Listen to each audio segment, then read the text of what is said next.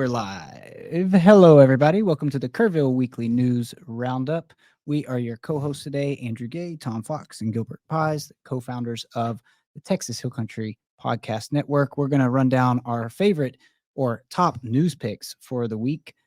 So let's jump right in. I believe, Tom, you always do the honors and kick us off. You want to do that for us today? So my two stories, the first one was, as reported in the lead, was the oral argument in the Harvey Belew appeal of his disqualification case here in Kerr County. And the oral argument was held in front of the El Paso Court of Appeals. It's been transferred out to El Paso. And to say that the court was skeptical of his arguments, I think would be charitable at best.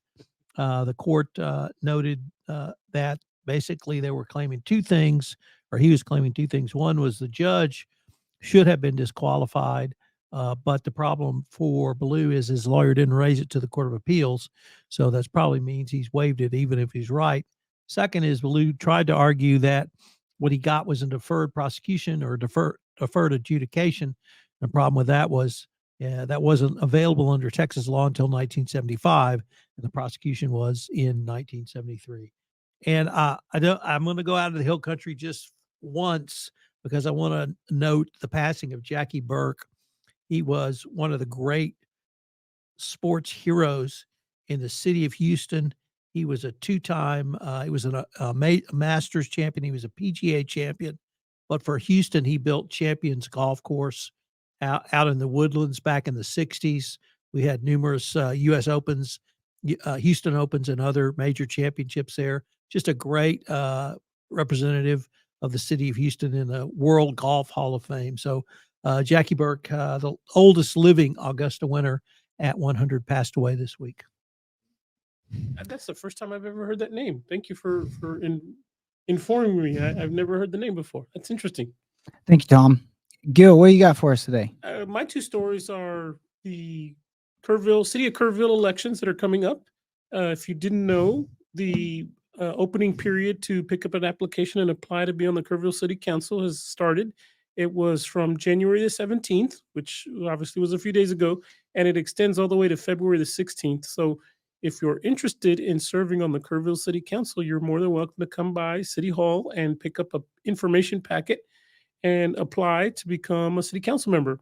We already have several people that are actively running in the city council election. First of all, place 3 councilman right now, Joe Herring, has filed already to become the mayor, and which is kind of interesting because he was the mayor in the distant past, and he is taking a 30-year break and decided to go back and see if he could become the mayor of Kerrville. He's double dipping. Yeah, double dipping. That's right. Trying to. And so he's already filed to become the mayor. He's currently the place 3 councilman. And another person, Barbara Duell-Ferguson, has filed to take over that spot. And if you'll recall, last year, Barbara Duell-Ferguson was running for a different place, but she was running against Jeff Harris, and she lost that race by 8 votes, I think it was. It's something very, very slim. So, if you never thought that your vote was important, it is, because Miss Duell-Ferguson lost last year by just 8 votes.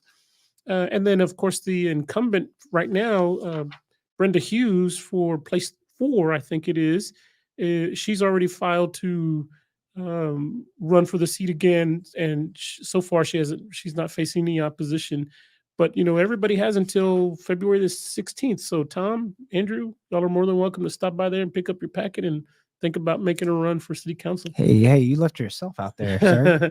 Yeah, I'm not interested. I did that on purpose. Yeah, you're shifting it all to us. Kerrville City Council. It's and again, if you don't think that voting for your city elections is important, you're sadly mistaken. There's a lot of things that are happening in Kerrville, and having a place on the city council gives you some direction or some voice in how the city implements policies and procedures to manage the growth that we're experiencing.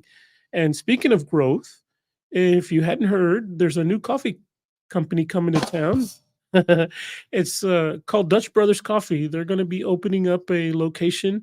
Right now, it's an empty lot, but it's right next to Randolph Brooks Federal Credit Union, which is in front of the Home Depot. They're on Sidney Baker.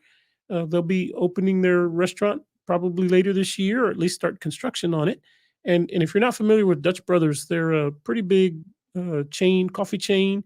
They don't have any sit down service, from what I understand, but they're very popular.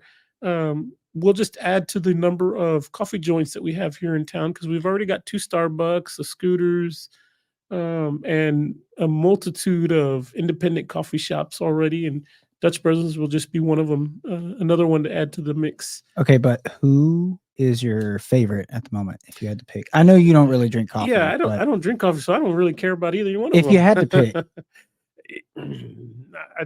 I don't know. I just in yeah. in I have slash A. I have never been to a Starbucks and ordered anything for myself ever. No, are you serious? Seriously. You've never been inside of one? Well, I've been inside of a Starbucks, and I've gone to an airport Starbucks and bought a snack, and I certainly have gone to Starbucks and picked up stuff for other people, but never for myself. Just it's just not on my radar. I don't do It's that. too much. It's too much. Yeah, probably Yeah. just too much.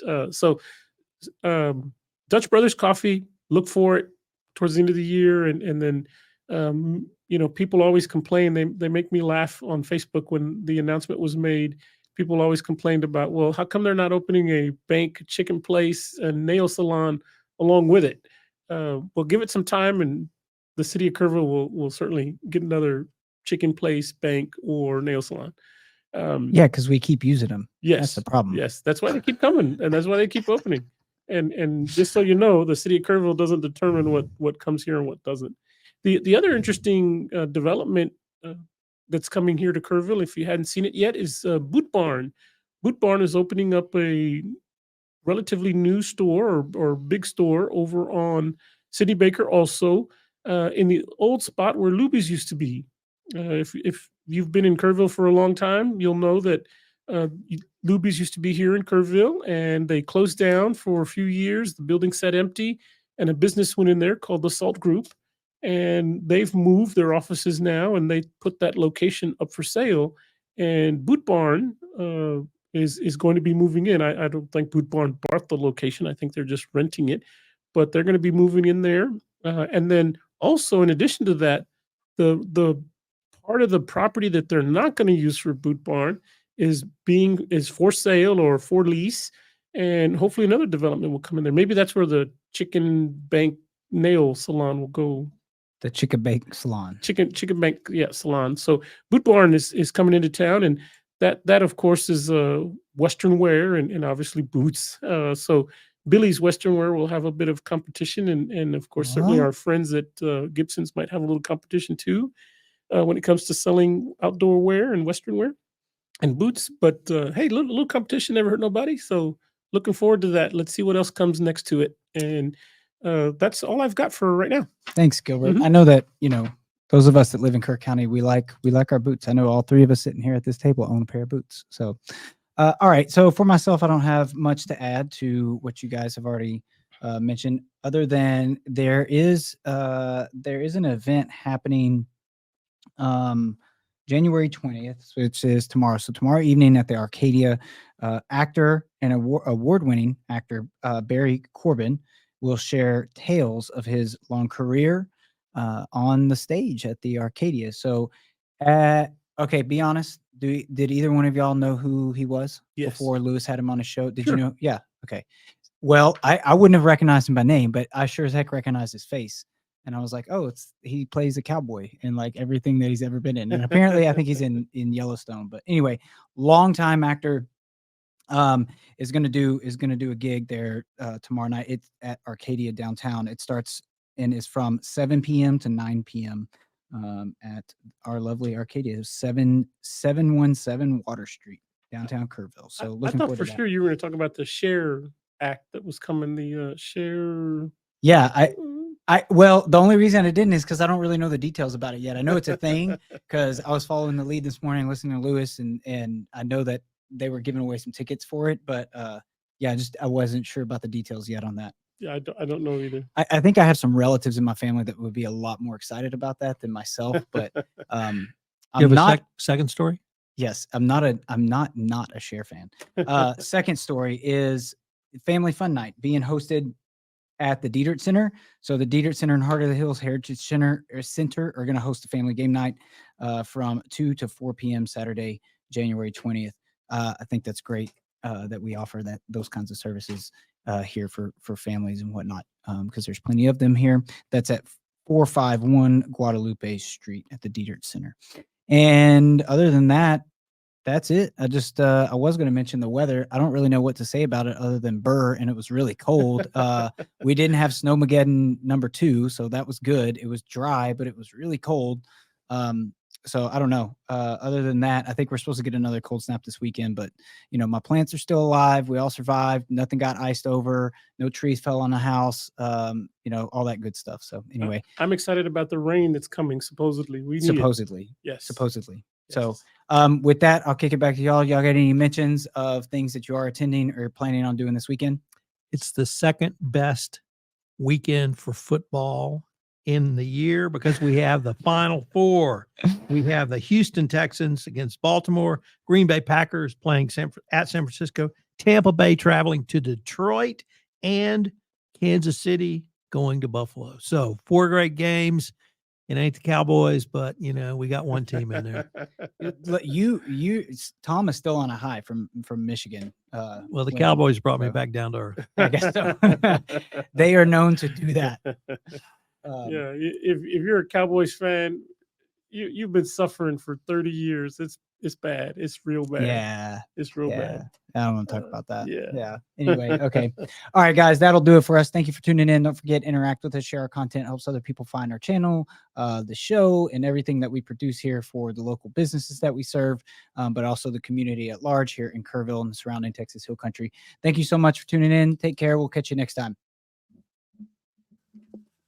This is Tom Fox again. Thank you so much for listening to this episode of the Kerrville Weekly News Roundup. I hope you'll join us again next week.